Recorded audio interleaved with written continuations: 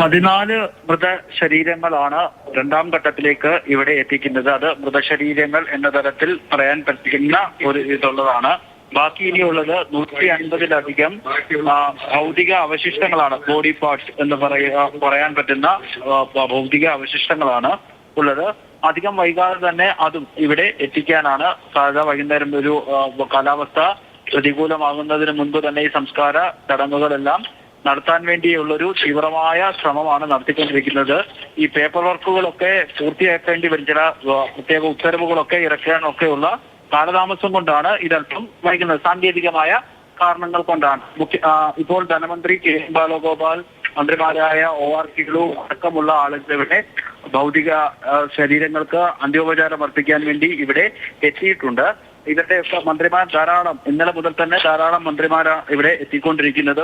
എല്ലാ സംസ്കാര ചടങ്ങുകളിലും സംസ്ഥാനത്തിന്റെ മന്ത്രിമാരുടെ സാന്നിധ്യമുണ്ട്. കേരള സർക്കാരിന്റെ പുഷ്പചക്രമടക്കം ഈ മൃതദേഹ അവശിഷ്ടങ്ങൾക്ക്, തിരിച്ചറിയാത്ത മൃതദേഹങ്ങൾക്ക് നൽകുന്നുണ്ട്. അങ്ങനെ പൂർണ്ണ അംഗീകാരത്തോടുകൂടി, പൂർണ്ണ ബഹുമതിയോടുകൂടിയാണ് മൃതദേഹങ്ങൾ മറവ് ചെയ്യുന്നത്. സന്നദ്ധ പ്രവർത്തകർ അല്പസമയം മുമ്പ് കൊണ്ടുവന്ന 16 മൃതദേഹങ്ങളുടെയും സംസ്കാര ചടങ്ങുകൾ അല്ലെങ്കിൽ സംസ്കാര നടപടികളൊക്കെ പൂർത്തിയാക്കി അവിടെ കല്ല് വെച്ച് അതിനകത്ത് നമ്പർ, അതായത് DNA പരിശോധനയ്ക്കായി അയച്ചപ്പോഴുള്ള നമ്പറുകൾ രേഖപ്പെടുത്തിയിട്ടുണ്ട്. ഭാവിയിൽ ഈ DNA പരിശോധനാ ഫലം വരുമ്പോൾ ആളുകളെ തിരിച്ചറിയാൻ വേണ്ടിയാണ് ഇങ്ങനെ ഒരു ക്രമീകരണം ചെയ്തിട്ടുള്ളത്. ഈ ശരീര ഭാഗങ്ങളുടെ ഭൗതികാവശിഷ്ടങ്ങൾ മാത്രം ലഭിച്ച അത്തരത്തിലും DNA നമ്പർ രേഖപ്പെടുത്തുന്നുണ്ട്. ഭാവിയിൽ അവരുടെ ബന്ധുക്കൾക്കും സ്വന്തക്കാർക്കുമൊക്കെ ഇവിടെ വന്ന് അവരുടെ വേണ്ടപ്പെട്ടവർ ഇവിടെ ഉറങ്ങുന്നുണ്ട് എന്ന് ഉറപ്പുവരുത്താൻ കൂടി വേണ്ടിയാണ് ഇത്തരത്തിലുള്ളൊരു ക്രമീകരണം ഏർപ്പെടുത്തിയിരിക്കുന്നത്. നമ്മൾ ഇത് ഇപ്പോൾ ഇന്നലെ വൈകുന്നേരം മുതൽ ആരംഭിച്ചതാണ്. ഇന്നലെ വൈകുന്നേരം രാത്രി 12 മണിയോടുകൂടിയാണ് 8 മൃതദേഹങ്ങൾ ഇവിടെ കൊണ്ടുവന്ന് സംസ്കരിച്ചത്. 16 എണ്ണം അല്പസമയം മുമ്പ് കൊണ്ടുവന്നു. വീണ്ടും 14 എണ്ണം കൂടി കൊണ്ടുവരുന്നു. മൊത്തം 38 മൃതദേഹങ്ങളാണ് തിരിച്ചറിയാത്ത ഉരുൾപൊട്ടലിൽ മുഖവും സർവവും നഷ്ടപ്പെട്ട മൃതദേഹങ്ങളാണ് ഇവിടെ കൊണ്ടുവന്നിട്ടുള്ളത്. ഇതിന്റെ സംസ്കാര ചടങ്ങുകൾക്ക് ശേഷമായിരിക്കും മറ്റ് മൃതദേഹ ഭൗതിക അവശിഷ്ടങ്ങൾ, ബോഡി പാർട്സ് ആയിട്ടുള്ള അല്ലെങ്കിൽ ശരീരാവശിഷ്ടങ്ങളായി, ഭൗതിക അവശിഷ്ടങ്ങളായി മാത്രം കിട്ടിയ പാർട്സുകൾ ഇവിടെ എത്തിച്ച് സംസ്കരിക്കുക. അതിനും എല്ലാവിധമായ ബഹുമതി, ഔദ്യോഗിക ബഹുമതികൾ ഉൾപ്പെടെ, സർവമത പ്രാർത്ഥന ഉൾപ്പെടെ നൽകിയായിരിക്കും സംസ്കരിക്കുക. ഏറ്റവും ദുഃഖകരമായ ഒരു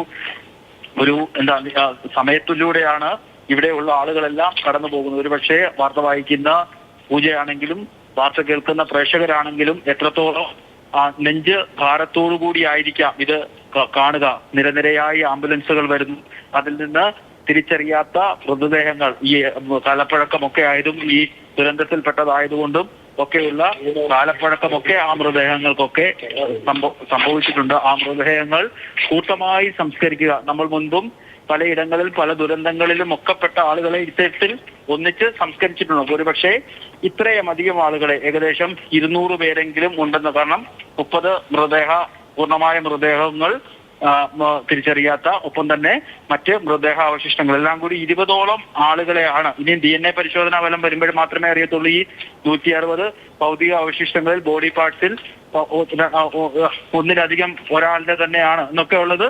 തീരുമാനം എടുക്കണമെങ്കിൽ, അതിനൊരു കണക്ക് വരണമെങ്കിൽ DNA പരിശോധനാ ഫലം വരും. അതുവരെ ഏകദേശം 200-നടുത്ത ആളുകൾ ഒരു ദുരന്തത്തിൽ ഒന്നിച്ചു മരിച്ചവർ, ഒന്നിച്ചു കഴിഞ്ഞവർ, ഒരു ദുരന്തത്തിൽപ്പെട്ട് ഒന്നിച്ചു മരിച്ചു പോയവർ, അവർക്ക് അവസാന യാത്ര അല്ലെങ്കിൽ അവരുടെ അന്ത്യവിശ്രമം ഒരു സ്ഥലത്ത് നിന്നുള്ളത് ഒരു പക്ഷേ നമ്മളുടെ കേരളത്തിന്റെ മുൻപുള്ള ചരിത്രങ്ങളിലൊന്നും ഇത്രയേറെ തിരിച്ചറിയപ്പെടാത്ത മൃതദേഹങ്ങൾ ഒന്നിച്ച് സംസ്കരിച്ച ഒരു ചരിത്രം നമുക്കുണ്ടാവില്ല. ഇനിയും അത്തരം സംഭവങ്ങൾ ആവർത്തിക്കാതിരിക്കട്ടെ, ദുരന്തങ്ങൾ ഉണ്ടാകാതിരിക്കട്ടെ, മനുഷ്യരുടെ ജീവൻ നഷ്ടപ്പെടാതിരിക്കട്ടെ എന്നുള്ളതാണ് നമുക്ക് ഈ ഘട്ടത്തിൽ പറയാൻ സാധിക്കുക, പ്രാർത്ഥിക്കാൻ പറ്റുക.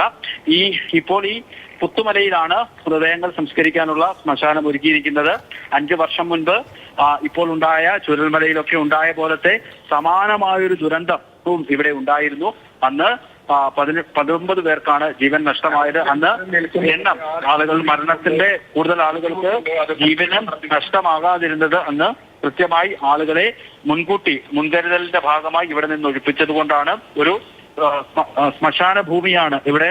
വീടുകളും പള്ളികളും ഒക്കെ നിന്നിരുന്ന ജീവൻ ഉണ്ടായിരുന്ന സ്ഥലങ്ങളിലെല്ലാം ഇപ്പം പള്ളിപ്പടർപ്പുകളും ചെടികളും മാത്രമേ ഉള്ളൂ. ഈ ശ്മശാനത്തെ സ്ഥലത്തും പള്ളിപ്പടർപ്പും ചെടിയും ഒക്കെ ആയിരുന്നു. ഇതിന്റെ ഒരു ഹാരിസൺ മലയാളം കമ്പനിയുടെ ആയിട്ട് ചർച്ച നടത്തി ആ ഭൂമി വിട്ടു നൽകാമെന്ന് അവർ തീരുമാനിച്ച നിമിഷങ്ങൾ കൊണ്ട് 2 മണിക്കൂർ കൊണ്ട് തന്നെ ഈ ഭൂമി ഒരു ശ്മശാന രൂപത്തിലേക്ക് സംഘടന പ്രവർത്തകർ ചേർന്ന് മാറ്റുകയായിരുന്നു.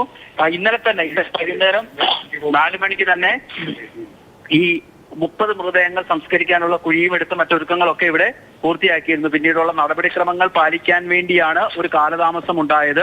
8 മൃതദേഹങ്ങൾ മാത്രമേ ഇന്നലെ കൊണ്ടുവന്നുള്ളൂ. അപ്പോഴേക്കും മൃതദേഹം സംസ്കരിച്ച് കഴിഞ്ഞപ്പോഴത്തേക്ക് ഒരു 12:30 അർദ്ധരാത്രി കഴിഞ്ഞിരുന്നു. എന്നിട്ടും രാവിലെ മുതൽ തന്നെ സന്നദ്ധ പ്രവർത്തകരെത്തി കൂടുതൽ കുഴികൾ എടുത്തുകൊണ്ട് അവരുടെ സേവനം തുടരുകയായിരുന്നു. ഇപ്പോൾ മൃതദേഹങ്ങൾ ആംബുലൻസിൽ എത്തിച്ച മൃതദേഹങ്ങൾ പൊതുദർശനത്തിനും സർവ്വമത പ്രാർത്ഥനയ്ക്കുമായി പന്തലിലേക്ക് മാറ്റിക്കൊണ്ടിരിക്കുകയാണ്.